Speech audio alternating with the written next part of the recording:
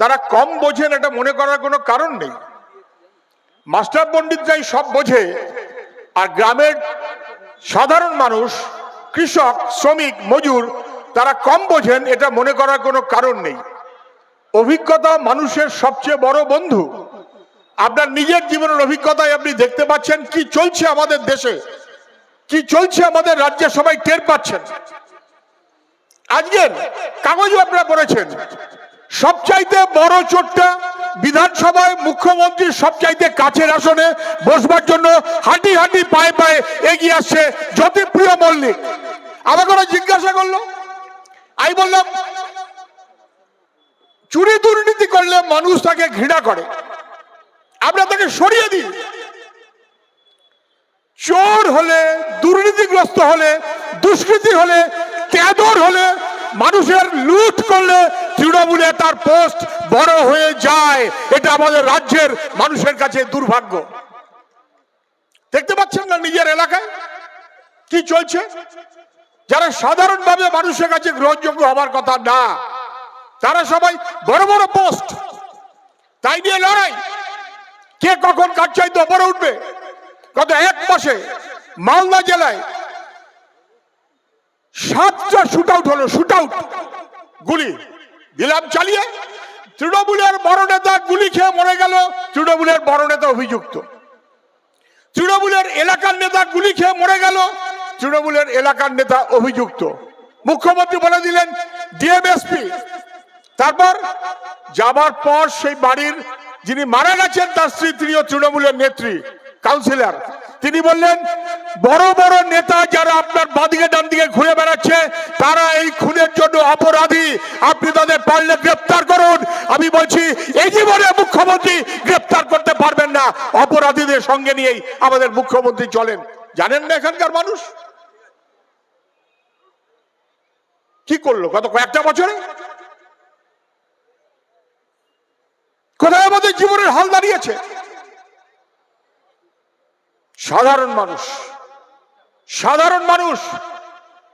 একটা সময় পেটের ভাত ছিল না যখন বামফ্রন্ট ছিল না, গ্রামের স্কুল কলেজ লেখাপড়া দুর্বল ছিল, গ্রামের মানুষ রাখালি করত, বাঙালি করত, লোকের বাড়িতে খাটতে হতো, লেখাপড়ার সুযোগ ছিল না, গ্রামের রাস্তাঘাট গদ কাদা, যাতায়াতের ব্যবস্থা প্রায় ছিল না, আর বিদ্যুৎ দুরস্ত।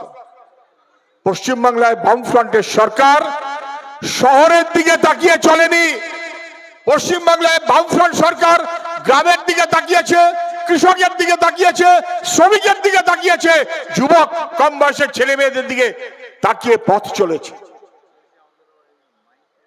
গ্রামে গ্রামে দুবেলা পেটের ভাত, পানীয় জল, গ্রামের রাস্তাঘাট, স্কুল কলেজ। যে কোনো গ্রামের বিদ্যুৎ মানে আপনি চোখ বন্ধ করে বলতে পারেন যখন জ্যোতি বস মুখ্যমন্ত্রী, যখন বুদ্ধদেব ভট্টাচার্য মুখ্যমন্ত্রী, তার আগে আপনার গ্রামে বিদ্যুতের লাইন ছিল না। মানুষ করতে হবে, আমাদের পরের প্রজন্ম, আমাদের ছেলে মেয়ে, তাদের দিকে তাকাতে হবে। ওরা যাতে বড় হতে পারে, ওরা যাতে ভালো হতে পারে, ওরা যাতে কাজের সুযোগ পায়, ওরা যাতে লাঠি ঝাঁটা খেতে না হয়। বাবা মা তো এটাই চান, জীবনের সর্বস্ব দিয়ে ছেলে মেয়েকে বড় করতে চান। আর এখন আমরা কি দেখছি? চাষের জমি রেকর্ড বদল হয়ে যাচ্ছে, পর্চা চেঞ্জ। বিএলআরও অফিসে বসে টাকার খেলা হচ্ছে। আপনার জমি আপনি জানেন, সবাই জানে, জমির নাম বদল, জমির মালিক বদলে গেল, আপনি জমিচ্যুত হয়ে গেলেন। কে জানে না? গ্রামের মানুষ গরিব, চাষবাস করছে কষ্ট মষ্ট করে, ফসলের দাম নেই, অথচ বাজারে জিনিসের দাম লাফিয়ে লাফিয়ে উঠছে, লাফিয়ে লাফিয়ে উঠছে। চাষি দাম পাচ্ছে না, আপনি কিনবেন, আপনি 5 গুণ 7 গুণ দাম দিয়ে আপনাকে কিনতে হচ্ছে। কেন? কে জন্য দায়ী? আপনার ছেলে মেয়েকে কষ্ট মষ্ট করে লেখাপড়া করিয়েছেন, চোখ বন্ধ করে আগে বলতে পারতেন যখন বামফ্রন্ট ছিল। যেমন করে বছরে একবার দুর্গাপুজো হয়, তেমন করে বছরে একবার স্কুল সার্ভিস কমিশনের পরীক্ষা হতো, ছেলেমেয়েরা মাস্টারি চাকরি পেত। বছরে যেমন একবার করে ঈদ হয়, বছরে একবার করে টেটের পরীক্ষা হতো, আমার গ্রামের ছেলেমেয়েরা কাজ পেত। বন্ধ।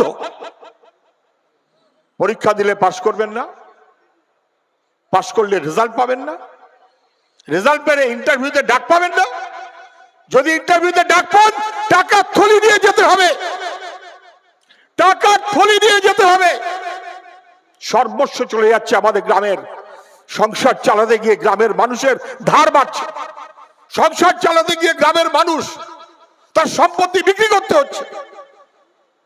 কেন এই অবস্থা? গোটা রাজ্যে কাজের সুযোগ নেই, কলকারখানা বন্ধ। মুখ্যমন্ত্রী অনেক কিছু করছেন, এইটা উদ্বোধন করছেন, ওইটা উদ্বোধন করছেন, সেইটা উদ্বোধন করছেন। বাড়ি দিকে ছেলে মেয়েকে জিজ্ঞাসা করুন না, বাবু তোরা তো সমস্ত গুগল টুগুল কি সব কি বলিস, দেখ দেখিনি মুখ্যমন্ত্রী কত ছবি আছে, লাখে লাখে ছবি। মুখ্যমন্ত্রী হাসছেন, মুখ্যমন্ত্রী নাচছেন, মুখ্যমন্ত্রী গাইছেন, মুখ্যমন্ত্রী লাখে লাখে ছবি। উদ্বোধন সব পাবেন। মুখ্যমন্ত্রী পুজোর উদ্বোধন করছেন, দুর্গা পুজোর, কালী পুজোর, লক্ষ্মী পুজোর, যমরাজের পুজোর, সব। সুলভ শৌচালয়, বাথরুম, মুখ্যমন্ত্রী উদ্বোধন করছেন। হ্যাঁ রে খোকা, একটা ছবি বার করতে পারবি? মাঝে মুখ্যমন্ত্রী, ডাইনে শিল্পমন্ত্রী, বাই অর্থমন্ত্রী, 10-12 বছরে তো প্রচুর উদ্বোধন করলো। একটা কারখানার উদ্বোধন করেছে, ছেলে মেয়েরা কাজ পাবে।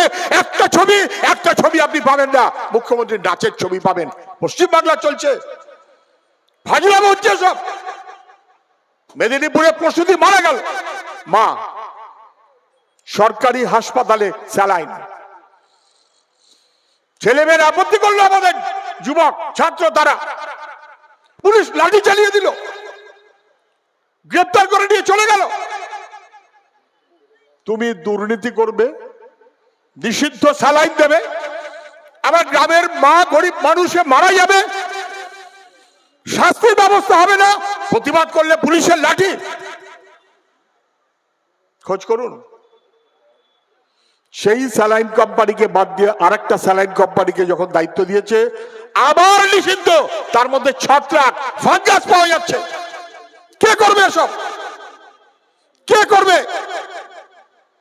গোটা এই যে ওষুধের যে টেস্ট করা হয়, টেস্টের ডিপার্টমেন্টে গত 11 বছর ধরে কোনো অফিসার নেই। আমি জেনে বুঝে বলছি, একজন অফিসার নেই।